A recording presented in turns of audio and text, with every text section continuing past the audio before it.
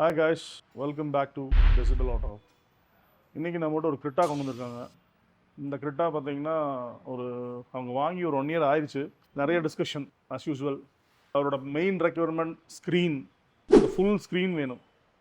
அது எல்லா பிராண்ட்லேயும் அவர் பயங்கரமாக அனலைஸ் பண்ணி இந்த பிராண்டில் போடலாமா அந்த பிராண்டில் போடலாமா நிறைய டிஸ்கஸ் பண்ணார். ஃபஸ்ட்டு காஸ்கா, நெக்ஸ்ட் ஒரு மேக்ஸ்லைன், அதுக்கப்புறம் ப்ளாஃபங்கில் 2 மாடல், ஜமைக்கா சீரீஸ், இப்போ லாஸ் வேகஸ் புதுசாக வந்திருக்க மாடல் எல்லாமே பார்த்துட்டு இங்கே வந்து அவர் டெமோ கேட்கும்போது கரெக்டாக ஒரு ஒரு ஒரு பாண்டிச்சேரின்னு ஒரு கஸ்டமர் வந்தார். அவர் ஒரு ஜமைக்கா சீரீஸோட ஹெட் யூனிட் போட்டிருந்தார். அதில் ஒரு 3 years செட்டப் பண்ணியிருந்தாங்க. அதுலேயும் பாட்டு கேட்டார்.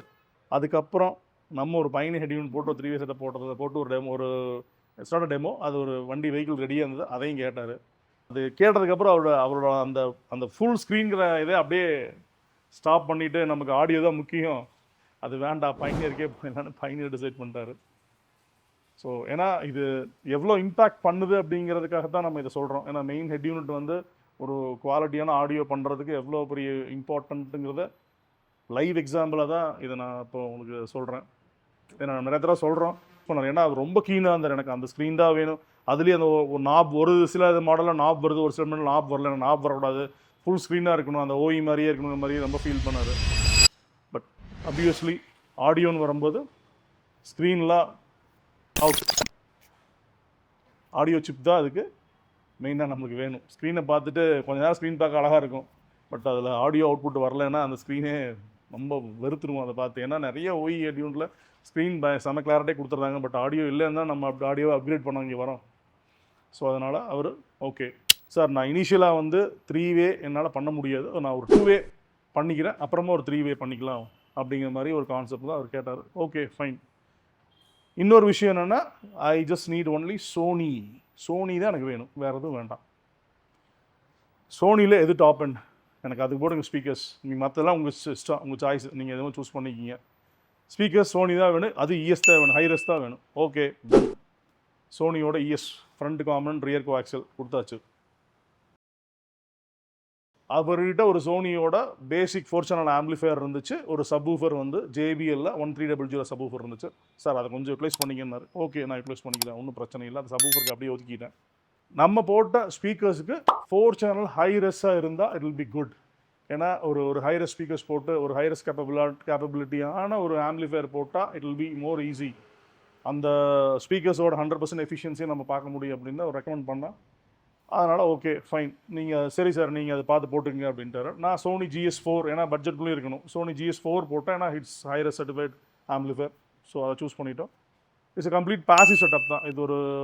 ஏன்னா ஃபியூச்சரில் 3 way பண்ணுற கான்செப்ட் இருக்கும்போது நம்ம ஒரு 2 way ஆக்டிவ் பண்ணி அப்புறம் ஒரு 3 way ஆக்டிவ் பண்ணும்போது இட் ஒன்ட் ஒர்க் அவுட், அது ரொம்ப காஸ்ட் எஃபிஷியண்ட்டாக இருக்காதுங்கிறதுக்காக ஒரு பாசிவ் இனிஷியலாக பண்ணிவிட்டு அப்புறமா 3 way பண்ணிக்கலாம் அப்படிங்கிற மாதிரி தான் இந்த ப்ராஜெக்ட் ஸ்டார்ட் பண்ணோம், முடிச்சிருக்கோம். டேம்பிங் JBL காஸ்ட் கட்டிங், நீங்கள் காஸ்ட் கட்டிங்காக JBL போட்டோம். JBLோட 2.2 mm டேம்பிங் போட்டிருக்கோம். ஸோ இது எல்லாமே முடிச்சிட்டோம். டெமோ கேட்டார், he was so happy. அவர் முடிச்சுட்டு வீட்டுக்கு போயிட்டு எனக்கு ஃபோன் பண்ணும்போது, சார் ரொம்ப நல்லா இருந்து கேட்குறக்கு, எனக்கு கண்டிப்பாக 3 way வேணும், நான் எனக்கு 2 weeks கழித்து எனக்கு ஒரு அப்பாயின்மெண்ட் கொடுங்க, நான் 3 way பண்ணிக்கிறேன்னு சொல்லிட்டாரு. இப்போ 3 way அப்டேட் பண்ணுறேன் பாருங்கள். அலாங் வித் ஆடியோ இதில் ஒரு சீட் கவர்,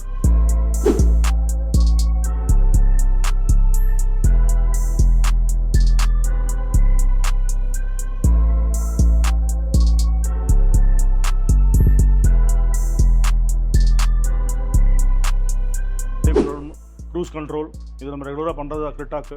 அதுவும் அடிஷ்னலாக ஒரு மிரர் ஃபோல்டிங் கேட்டிருந்தார், அதுவும் போட்டு கொடுத்துருக்கோம்.